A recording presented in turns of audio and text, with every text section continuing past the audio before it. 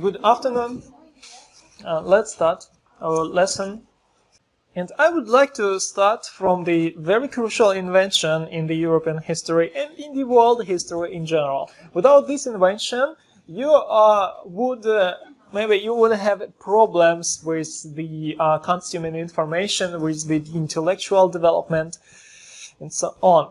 Because this invention enabled people to receive much more information than they could receive before.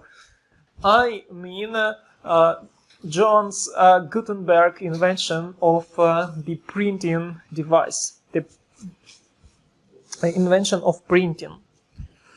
The first printed book was the Gutenberg Bible. In 1430s, here in Germany, he first demonstrated his discovery, his invention to the broader society, to the broader public, and shortly after, this invention resulted in the extremely large, extremely big increase of literature, increase of the published books. By 1500, about 35,000 editions of books had been published. And there were about 15 to 20 million copies of these books disseminated among the people. You see that invention of books really resulted in the increase in science, increase in some new religious doctrines like Protestantism. About this new kind of Christianity, I will tell you later today.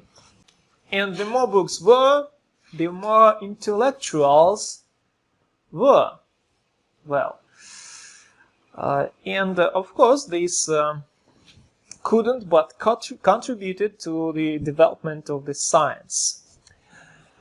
Nicholas Copernicus, the Polish cleric, he was not a scientist, he was just a philosopher, and by way of the non-Mathematician methods, by way of free thinking and fantasy, he came to the idea that Earth wasn't in the center of universe, that Sun was in the center, and all the planets just moved around the Sun, and including Earth as one of those planets.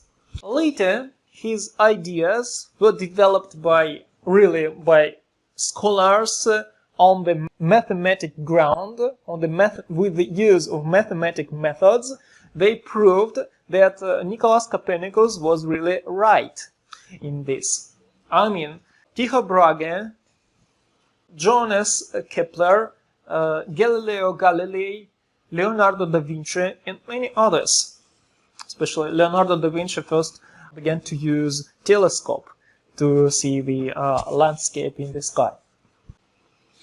In the early 1600s, in the early 17th century, two scholars, Francis Bacon and René Descartes, introduced the concept of the formal logics, and also they proved the necessity of the experiment in the research.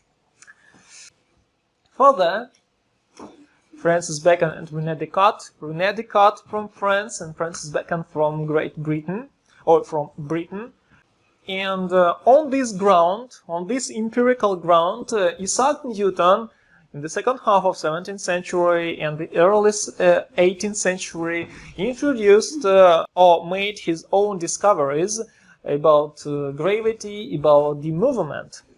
These discoveries didn't mean that all scholars were atheists, so that all scholars didn't believe in God. No, it didn't mean it. These discoveries just changed a bit the world picture, because people, intellectuals, due to those discoveries, began to imagine God as a clock master, like clockmaster, who had created a very complicated and sophisticated universe acting according to the mechanics of clock.